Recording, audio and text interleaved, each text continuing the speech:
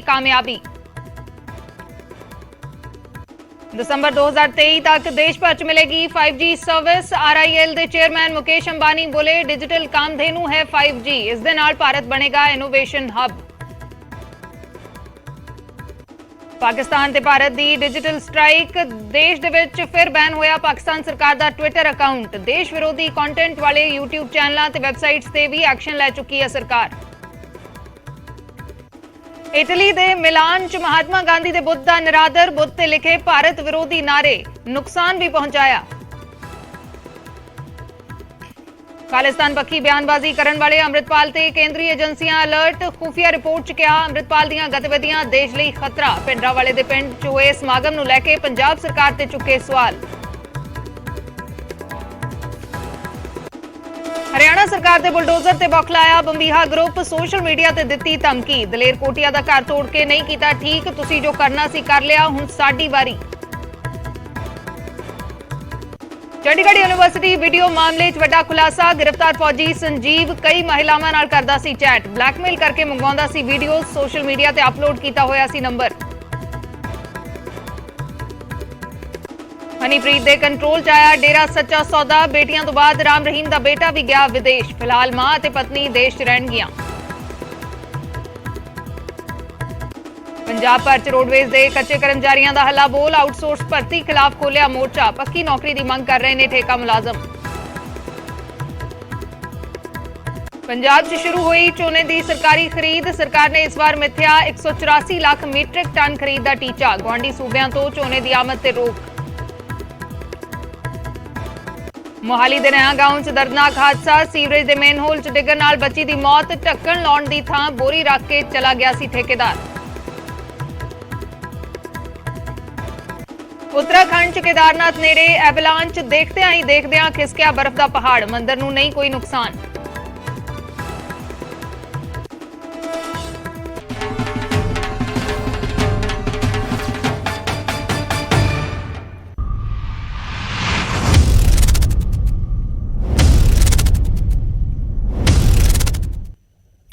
सत श्री अकाल, मैं अर्शदीप संधू न्यूज़ 18 पंजाब देख रहे दर्शकों का स्वागत है। शुरुआत करते हैं वड्डी खबर दे नाल। रोडवेज कामिया ने हल्ला बोलिया है। पंजाब भर दे विच रोडवेज कर्मचारियों के वल्लों प्रदर्शन किया जा रहा है। कच्चे कामे प्रदर्शन कर रहे हैं। खरड़ दे विच नैशनल हाईवे भी जाम कर दिता गया है। पंजाब भर दे विच रोडवेज के कच्चे कर्मचारियों के वल्लों प्रदर्शन किया जा रहा है। कई सारियां मंगां ने जिन्हां नूं लैके लगातार कच्चे कर्मचारी प्रदर्शन कर रहे हैं। रेगुलर करन दी मंग कर रहे हैं। बराबर काम बराबर तनख्वाह की मंग कर रहे हैं। लगातार मंगा कर रहे हैं ते हुण वड्डा हल्ला बोलिया गया है। रोडवेज के कच्चे कामियां दे वल्लों कच्चे कर्मचारियों के वल्लों आउटसोर्स भर्ती का विरोध किया जा रहा है। खरड़ दे विच नैशनल हाईवे जाम कर दिता गया है। जगह जगह के उत्ते रोडवेज के कच्चे कामे प्रदर्शन कर रहे हैं ते खरड़ दे विच नैशनल हाईवे भी जाम कर दिता गया है। कई सारियां मंगां ने रेगुलर करन दी मंग कर रहे हैं। आउटसोर्स भर्ती का विरोध कर रहे हैं। बराबर काम बराबर तनख्वाह की मंग। लगातार इन्हां मंगां नूं लैके वार-वार प्रदर्शन कर रहे हैं ते हुण खरड़ दे विच नैशनल हाईवे जाम कर दिता गया है। वड्डा प्रदर्शन किया जा रहा। अंकित उदानी साडे सहयोगी जुड़े हुए हैं। अंकित, की कुछ तस्वीर है इस वेले ते की मंगां ने जिन्हां नूं लैके नैशनल हाईवे जाम किया गया, जगह जगह ते प्रदर्शन किए जा रहे हैं? बिल्कुल अर्शदीप, मैं पहले तो आपको दिखाना चाहूंगा कि आप देख सकते हैं कि पूरी तरह से नेशनल हाईवे को जाम कर रखा है। बसें जो हैं वो लगा करके और पूरी तरह से जाम कर दिया है। जो कच्चे कर्मचारी कहें या जो कर्मचारी हैं रोडवेज के, वो यहाँ सड़कों के ऊपर बैठ गए हैं। किसी को भी आने जाने नहीं दिया जा रहा है। हालांकि जो एम्बुलेंस है या किसी को पीजीआई जाना है उनको जरूर निकलने दिया जा रहा है यहाँ से, लेकिन और किसी को भी यहाँ से नहीं निकलने दिया जा रहा है। पूरी तरह से जाम लगा रखा है। आप देख सकते हैं कि नारेबाजी भी यहाँ चल रही है और वो उनकी यही मांगे हैं जो कि कच्चे कर्मचारी जो हैं उनको पक्का किया जाए, आउटसोर्स से जो भर्ती हो रही है उसको रोका जाए। हमारे साथ सतविंदर सिंह हैं जो प्रधान हैं, उनसे बात करेंगे और उनसे जानते हैं कि क्या उनकी मांगे हैं आपकी जो आज नेशनल हाईवे जाम करना पड़ा।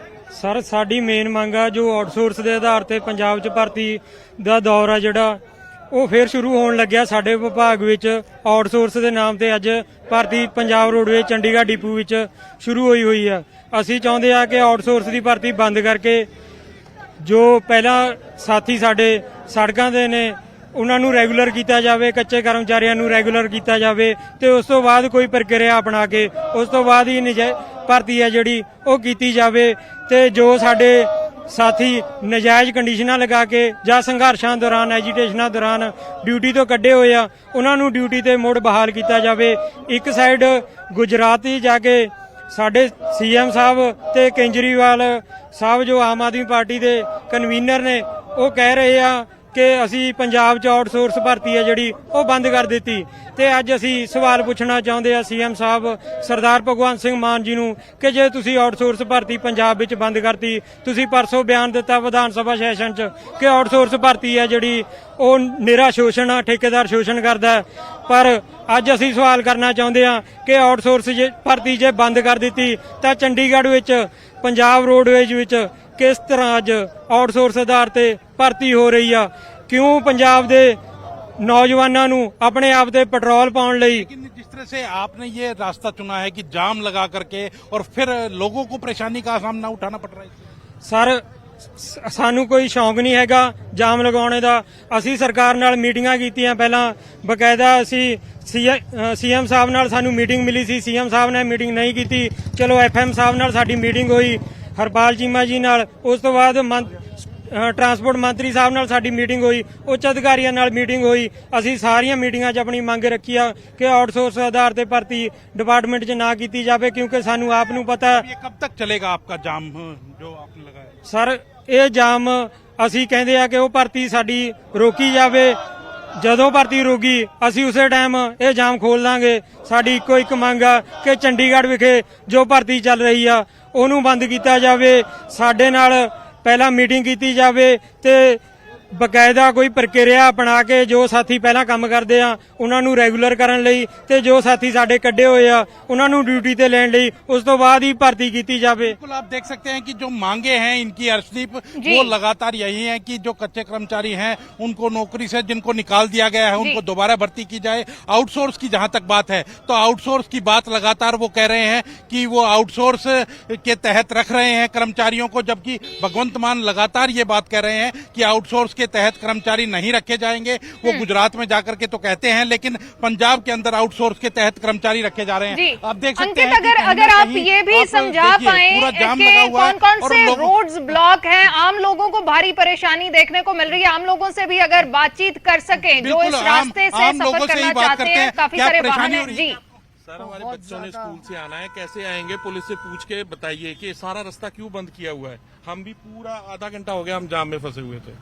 बिल्कुल आप देख सकते हैं कि आधा घंटा हो गया है, स्कूल के बच्चों की छुट्टियां हुई हैं, उसके बावजूद भी जाम नहीं खुलने दिया जा रहा है। पुलिस के कर्मचारी हैं वो यहाँ बैठे हैं और बैठ करके कहीं ना कहीं अब कोशिश जो कर रहे हैं कि जाम को खुलवाया जाए, इसीलिए ये फ्लाईओवर एक बार दोबारा से चालू किया गया है। तो जो और अन्य लोग हैं उनसे भी बात करने की कोशिश करेंगे जो जाम के अंदर फंसे हैं और काफी देर से फंसे हुए हैं, उनसे भी बात करेंगे। आप देख सकते हैं कि महिलाएं जो हैं वो यहाँ काफी संख्या के अंदर लोग पूरी तरह से फंसे हुए हैं। क्या कहेंगे जी, जाम लगा हुआ है, परेशानी हो रही है आपको? बहुत परेशानी, बहुत ज्यादा। कितनी देर से खड़े हैं यहाँ? 15-20 मिनट। 15-20 मिनट से। तो कोई गाड़ी नहीं मिल रही या किस वजह से? नहीं मिल नहीं रही। आप बस में आए थे क्या? हाँ जी।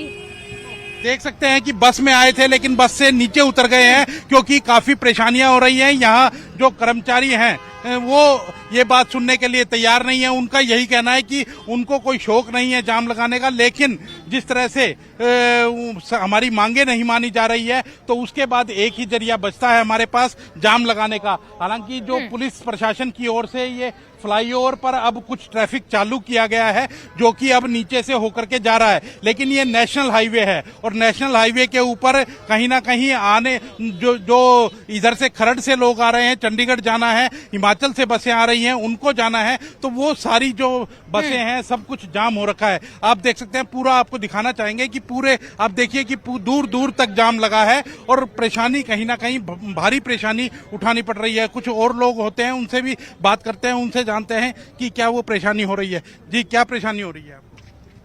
परेशानी कोई नहीं, सरकार 10-10 हज़ार च दूंगी, यही परेशानी होंगी, ਅਸੀਂ ਵੀ क्या करते ठीक है। ये धरना ਹੁਣ मैं जाम 'ਚ ਫਸਿਆ ਵਾਂ, कोई ਚੱਕਰ नहीं, पर इन्होंने ਤੁਸੀਂ 10,000 ਦਾ ਗੁਜ਼ਾਰਾ ਕਰ ਲੋਗੇ? ਤੁਸੀਂ ਦੱਸੋ, ਪਹਿਲਾਂ ਮੈਨੂੰ ਦੱਸੋ, ਗੁਜ਼ਾਰਾ ਕਰੋਗੇ? ठीक है, राइट है ये सरकारां हुण। तो क्या मानते हैं कि ये तरीका ठीक है जाम लगाने का इस तरह से? और इनके पास रास्ता क्या है? और आप टॉकिंग टू बिहेवियर, इनके पास और रास्ता कुछ नहीं है। पब्लिक को परेशान होएगी, सरकार तभी मानेगी। मंत्री को जो घेर नहीं सकते, उनके पास पुलिस होती है।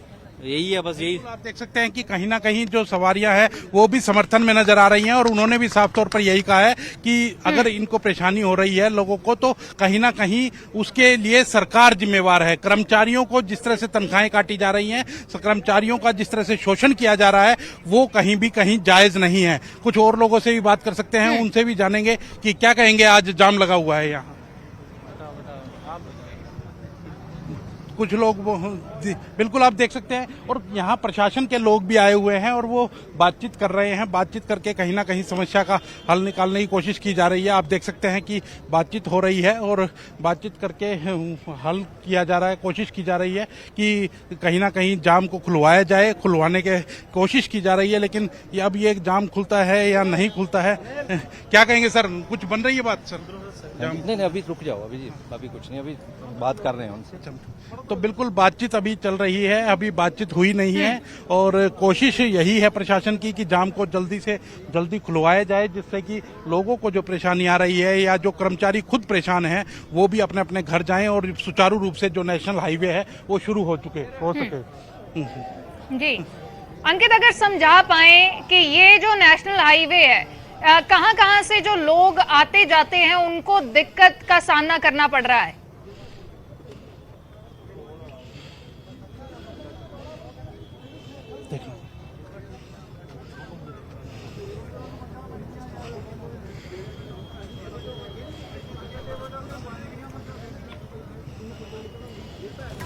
अंकित, कौन सा नेशनल हाईवे है? खरड़ का जो नेशनल हाईवे है, यहाँ से किस किस तरफ को ट्रैफिक जाता है? अगर समझा पाए कि कहां कहां से आने जाने वाले लोगों को दिक्कत का सामना करना पड़ रहा है, क्योंकि बहुत सारे लोग इस वक्त सफर कर रहे होंगे, तो उनको भी ये जानकारी मिले कि कौन सा रास्ता जहां से वो नहीं जा पाएंगे।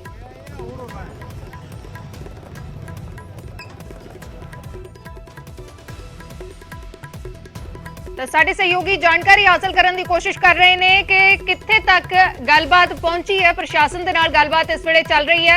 तस्वीरां दिखा रहे हैं खरड़ नैशनल हाईवे दियां, जिथे रोडवेज दे कच्चे कर्मचारियों के वलों प्रदर्शन किया जा रहा है। बसां लगा के सड़क जाम कर दी गई है, नैशनल हाईवे जाम कर दिता गया है। खरड़ तो लाइव तस्वीरां दिखा रहे हैं, नैशनल हाईवे ते जाम लग्या होया, बहुत सारे लोगों को परेशानी भी हो रही है ते बहुत सारे लोग इन्हां दे हक दे विच भी खड़े हुंदे नजर आ रहे ने कि इन्हां दियां मंगां सरकार पूरीआं करे। उधर इटली दे मिलान दे विच महात्मा गांधी दे बुत दा निरादर किया गया। बुत दे उत्ते भारत विरोधी नारे लिखे गए ने, बापू दे बुत ते खालिस्तान दे भी नारे लिखे गए ने। महात्मा गांधी दे बुत नूं नुकसान भी पहुंचाया गया। इटली दी घटना है, इटली दे मिलान शहर दे विच महात्मा गांधी दे बुत दा निरादर किया गया है। बुत ते भारत विरोधी नारे लिखे गए ने, बुत नूं नुकसान भी पहुंचाया गया। खालिस्तान दे नारे भी लिखे गए ने बुत दे उत्ते। इटली दे मिलान दीयां तस्वीरां ने, मिलान शहर दे विच एक घटना वापरी है जिथे महात्मा गांधी दे बुत नूं नुकसान भी पहुंचाया गया है ते भारत विरोधी नारे लिखे गए ने।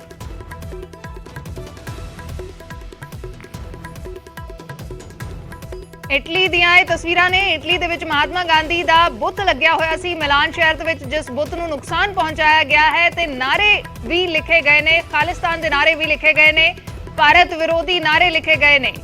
महात्मा गांधी दे बुत दा निरादर किया गया है इटली दे मिलान शहर दे विच।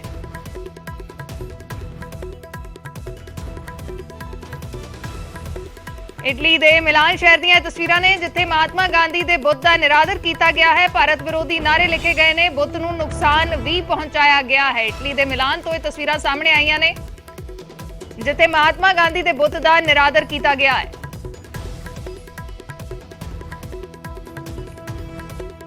उधर पाकिस्तान ते भारत दे वल्लों डिजिटल स्ट्राइक की गई है। भारत दे विच पाकिस्तान दा ट्विटर अकाउंट बैन कर दिता गया है। सुरक्षा के मद्देनजर यह फैसला लिया गया है। पाकिस्तान सरकार दा अधिकारित ट्विटर अकाउंट बैन कर दिता गया है। गवर्नमेंट ऑफ पाकिस्तान जो ट्विटर अकाउंट है उसनूं भारत दे विच बैन कर दिता गया है। सुरक्षा के मद्देनजर यह फैसला लिया गया है।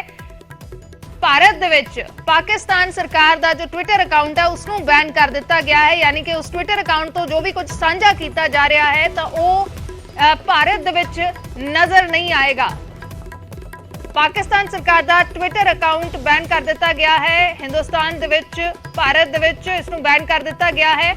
ਸੁਰੱਖਿਆ ਦੇ ਮੱਦੇਨਜ਼ਰ ਇਹ ਫੈਸਲਾ ਲਿਆ ਗਿਆ ਹੈ।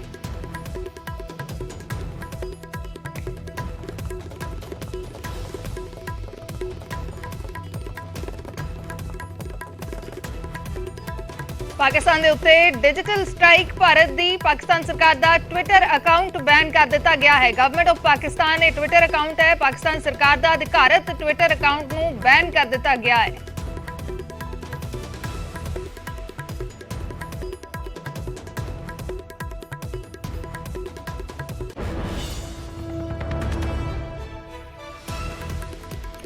ਡਰੱਗ ਸਪਲਾਈ ਕਰਨ ਦੇ ਲਈ ਤਸਕਰ ਨਿਤ ਨਵੀਆਂ ਜੁਗਤਾਂ ਲੜਾਉਂਦੇ ਨੇ ਤੇ ਅਜਿਹਾ ਹੀ ਮਾਮਲਾ ਮੁੰਬਈ ਤੋਂ ਸਾਹਮਣੇ ਆਇਆ ਹੈ, ਜਿੱਥੇ ਸੈਂਡਲ ਚੋਂ ਕਰੋੜਾਂ ਦਾ ਨਸ਼ਾ ਬਰਾਮਦ ਹੋਇਆ ਹੈ। ਮੁੰਬਈ 에ਅਰਪੋਰਟ ਤੇ 490 ਗ੍ਰਾਮ ਕੋਕੇਨ ਬਰਾਮਦ ਹੋਈ ਹੈ। ਮੁੰਬਈ 에ਅਰਪੋਰਟ ਦੇ ਵਿੱਚ 490 ਗ੍ਰਾਮ ਕਰੋੜਾਂ ਦਾ ਕੋਕੇਨ ਬਰਾਮਦ ਹੋਇਆ ਹੈ। ਜ਼ਬਤ ਕੀਤੇ ਕੋਕੇਨ ਦੀ ਕੀਮਤ 4.9 ਕਰੋੜ ਹੈ। ਕਸਟਮ ਵਿਭਾਗ ਨੇ ਇੱਕ ਮਹਿਲਾ ਨੂੰ ਗ੍ਰਿਫਤਾਰ ਕੀਤਾ ਹੈ। ਕੋਰਟ ਨੇ ਮਹਿਲਾ ਨੂੰ ਨਿਆਇਕ ਹਿਰਾਸਤ 'ਚ ਭੇਜਿਆ ਹੈ। ਸੈਂਡਲਾਂ ਦੇ ਵਿੱਚ ਇਹ ਕੋਕੇਨ ਲੁਕੋ ਕੇ ਰੱਖੀ ਸੀ। ਤੁਸੀਂ ਦੇਖੋ ਕਿ ਕਿਸ ਤਰੀਕੇ ਦੀਆਂ ਨਵੀਆਂ ਜਿਹੜੀਆਂ ਚੀਜ਼ਾਂ ਨੇ ਉਹ ਇਜਾਦ ਕਰਦੇ ਨੇ ਨਸ਼ਾ ਤਸਕਰ। ਸੈਂਡਲਾਂ ਦੇ ਵਿੱਚ ਕੋਕੇਨ ਲੁਕੋ ਕੇ ਰੱਖੀ ਸੀ। ਸੈਂਡਲਾਂ ਦੇ ਵਿੱਚ ਪੈਕੇਟ ਬਣਾ ਕੇ ਲੁਕੋ ਕੇ ਕੋਕੇਨ ਰੱਖੀ ਹੋਈ ਸੀ। ਇਹ ਦੇਖੋ ਤੁਸੀਂ ਤਸਵੀਰਾਂ, ਮੁੰਬਈ 에ਅਰਪੋਰਟ ਦੀਆਂ ਤਸਵੀਰਾਂ ਨੇ।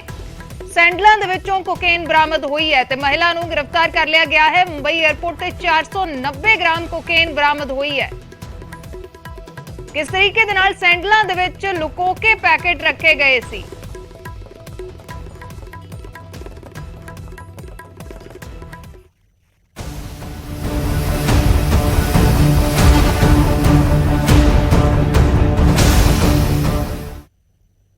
ਡੇਰਾ ਸੱਚਾ ਸੌਦਾ ਤੇ ਹੁਣ ਹਨੀਪ੍ਰੀਤ ਦਾ ਏਕਾਧਿਕਾਰ ਹੋਣ ਜਾ ਰਿਹਾ ਹੈ। ਰਾਮ ਰਹੀਮ ਦਾ ਪਰਿਵਾਰ ਵਿਦੇਸ਼ 'ਚ ਸੈਟਲ ਹੋ ਗਿਆ ਹੈ। ਬੇਟੀਆਂ ਤੋਂ ਬਾਅਦ ਹੁਣ ਬੇਟਾ ਵੀ ਲੰਡਨ ਚਲਾ ਗਿਆ ਹੈ।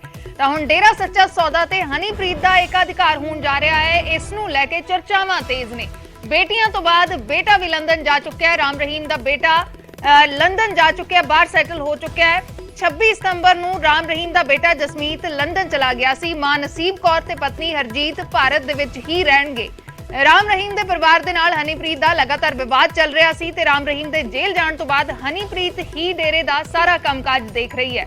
ਦੱਸ ਦਈਏ ਕਿ ਇਸ ਤੋਂ ਪਹਿਲਾਂ ਰਾਮ ਰਹੀਮ ਦੇ ਵੱਲੋਂ ਡੇਰਾ ਸਮਰਥਕਾਂ ਨੂੰ ਲਿਖੇ ਪੱਤਰਾਂ 'ਚ ਹਨੀਪ੍ਰੀਤ ਦੀ ਪ੍ਰਸ਼ੰਸਾ ਕੀਤੀ ਜਾ ਚੁੱਕੀ ਹੈ। ਖੁਦ ਰਾਮ ਰਹੀਮ ਨੇ ਚਿੱਠੀ 'ਚ ਜ਼ਿਕਰ ਕੀਤਾ ਸੀ ਕਿ ਉਸ ਦਾ ਪਰਿਵਾਰ ਲੰਡਨ 'ਚ ਸੈਟਲ ਹੋ ਰਿਹਾ ਹੈ। ਤਾਂ ਹੁਣ ਚਰਚਾਵਾਂ ਤੇਜ਼ ਨੇ ਕਿ ਹਨੀਪ੍ਰੀਤ ਹੀ ਡੇਰੇ ਨੂੰ ਸੰਭਾਲੇਗੀ, ਡੇਰੇ ਤੇ ਏਕਾਧਿਕਾਰ ਹੋਏਗਾ। ਪਰਿਵਾਰ ਜੋ ਹੈ ਡੇਰਾ ਮੁਖੀ ਰਾਮ ਰਹੀਮ ਦਾ ਪਰਿਵਾਰ ਬਾਹਰ ਸੈਟਲ ਹੋ ਚੁੱਕਿਆ ਹੈ ਤੇ ਅਜਿਹੇ ਦੇ ਵਿੱਚ ਚਰਚਾਵਾਂ ਤੇਜ਼ ਨੇ। ਰਾਮ ਰਹੀਮ ਦਾ ਪਰਿਵਾਰ ਵਿਦੇਸ਼ 'ਚ ਸੈਟਲ ਹੋ ਰਿਹਾ। ਦੋਵੇਂ ਬੇਟੀਆਂ ਤੋਂ ਬਾਅਦ ਬੇਟਾ ਜਸਮੀਤ ਵੀ ਲੰਡਨ ਚਲਾ ਗਿਆ। 26 ਸਤੰਬਰ ਨੂੰ ਜਸਮੀਤ ਲੰਡਨ ਗਿਆ ਸੀ। ਮਈ 2020 ਦੇ ਵਿੱਚ ਵੱਡੀ ਧੀ ਅਮਰਪ੍ਰੀਤ ਲੰਡਨ ਚਲੀ ਗਈ ਸੀ। ਮਾਂ ਨਸੀਬ ਕੌਰ ਤੇ ਪਤਨੀ ਹਰਜੀਤ ਕੌਰ ਭਾਰਤ ਦੇ ਵਿੱਚ ਹੀ ਰਹਿਣਗੇ ਤੇ ਹੁਣ ਹਨੀਪ੍ਰੀਤ ਹੀ ਡੇਰਾ ਮੁਖੀ ਦੇ ਸਭ ਤੋਂ ਕਰੀਬ ਹੈ। ਰਾਮ ਰਹੀਮ ਦੇ ਜੇਲ੍ਹ ਜਾਣ ਤੋਂ ਬਾਅਦ ਹਨੀਪ੍ਰੀਤ ਕੋਲ ਡੇਰੇ ਦਾ ਕੰਟਰੋਲ ਹੈ। ਡੇਰਾ ਮੁਖੀ ਦੇ ਪਰਿਵਾਰ ਕੋਲ ਕੋਈ ਜ਼ਿੰਮੇਵਾਰੀ ਨਹੀਂ ਸੀ। ਰਾਮ ਰਹੀਮ ਦੇ ਪਰਿਵਾਰ ਦੇ ਨਾਲ ਹਨੀਪ੍ਰੀਤ ਦੀ ਅਣਬਣ ਦੀਆਂ ਅਟਕਲਾਂ ਜ਼ਰੂਰ ਆਉਂਦੀਆਂ ਰਹੀਆਂ ਨੇ। ਡੇਰੇ ਦੀ ਅਰਬਾਂ ਰੁਪਇਆਂ ਦੀ ਪ੍ਰਾਪਰਟੀ ਟਰਸਟ ਦੇ ਨਾਮ ਹੈ। ਡੇਰੇ ਕੋਲ ਸਿਰਸਾ ਦੇ ਵਿੱਚ ਹੀ 900 ਏਕੜ ਜ਼ਮੀਨ ਹੈ। ਪੂਰੇ ਦੇਸ਼ ਦੇ ਵਿੱਚ ਸ਼ਹਿਰੀ ਪ੍ਰਾਪਰਟੀ ਤੇ ਰਿਹਾਇਸ਼ੀ ਕੋਠੀਆਂ ਨੇ। ਤਾਂ ਅਜਿਹੇ ਦੇ ਵਿੱਚ ਹੁਣ ਚਰਚਾਵਾਂ ਤੇਜ਼ ਨੇ ਕਿ ਹਨੀਪ੍ਰੀਤ ਹੀ ਹੁਣ ਡੇਰੇ ਦਾ ਕੰਮਕਾਜ ਸਾਂਭੇਗੀ, ਡੇਰੇ ਤੇ ਏਕਾਧਿਕਾਰ ਹੋਏਗਾ ਕਿਉਂਕਿ ਰਾਮ ਰਹੀਮ ਦਾ ਪਰਿਵਾਰ ਵਿਦੇਸ਼ 'ਚ ਸੈਟਲ ਹੋ ਗਿਆ ਹੈ। ਹਾਲਾਂਕਿ ਪਤਨੀ ਤੇ ਮਾਂ ਇੱਥੇ ਹੀ ਰਹਿਣਗੇ ਲੇਕਿਨ ਹਨੀਪ੍ਰੀਤ ਹੀ ਸਾਰਾ ਕੰਮਕਾਜ ਦੇਖ ਰਹੀ ਹੈ। ਨਕੁਲ ਜਸੂਜਾ ਸਿਰਸਾ ਤੋਂ ਸਾਡੇ ਸਹਿਯੋਗੀ ਜੁੜੇ ਨੇ। ਨਕੁਲ, ਕੀ ਕੁਝ ਪੂਰੀ ਜਾਣਕਾਰੀ, ਹਨੀਪ੍ਰੀਤ ਕੀ ਹੁਣ सारा कामकाज देखेगी?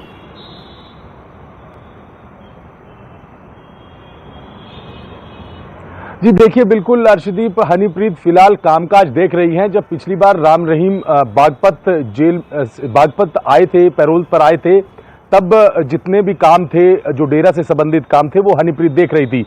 हालांकि प्रत्यक्ष रूप से हनीप्रीत को आगे नहीं किया जा रहा, प्रत्यक्ष रूप से ये नहीं कहा जा रहा कि हनीप्रीत डेरे की बागडोर संभालेगी, लेकिन अप्रत्यक्ष रूप से जो बड़े डिसीजंस हैं, जो राम रहीम की गैर मौजूदगी में लिए जाने हैं, वो तमाम डिसीजन हनीप्रीत द्वारा लिए जाते हैं।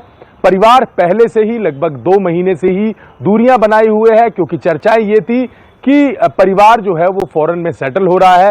बेटियां पहले चली गई थी और अब राम रहीम का जो बेटा जसमीत सिंह वो लंदन चले गए हैं। हालांकि यहां पर दो बातें निकल कर आ रही हैं। डेरा की मैनेजमेंट है, डेरा की जो स्पोक्स पर्सन है, उनकी तरफ से यह कहा जा रहा है कि डेरे की कमान राम रहीम के पास है। वो हम भी मानते हैं, क्योंकि जो गद्दी है वो डेरा प्रमुख के पास ही रहेगी, राम रहीम के पास रहेगी। लेकिन जो गतिविधियां, जो राम रहीम खुद गतिविधियां डेरे से बाहर किया करते थे, वो गतिविधियां अब हनीप्रीत के पास है। पिछले दिनों जितने भी कार्यक्रम हुए, राम रहीम जो कार्यक्रम राम रहीम द्वारा करवाए जाते थे, वो कार्यक्रम अब हनीप्रीत करती है। डेरा सच्चा सौदा में जब ट्री प्लांटेशन का बड़ा कार्यक्रम हुआ, जो राम रहीम किया करते थे, वो काम अब हनीप्रीत करती है। तो इसमें दो राय नहीं है कि हनीप्रीत के पास एकाधिकार है, परिवार विदेश चला गया है। लेकिन यहां पर जो बात निकल कर आ रही है वो यही है कि अप्रत्यक्ष रूप से तमाम जो गतिविधियां हैं वो हनीप्रीत डेरे की मैनेजमेंट के साथ मिलकर डेरे को चला रही हैं। प्रत्यक्ष रूप से कोई बात सामने नहीं आ रही।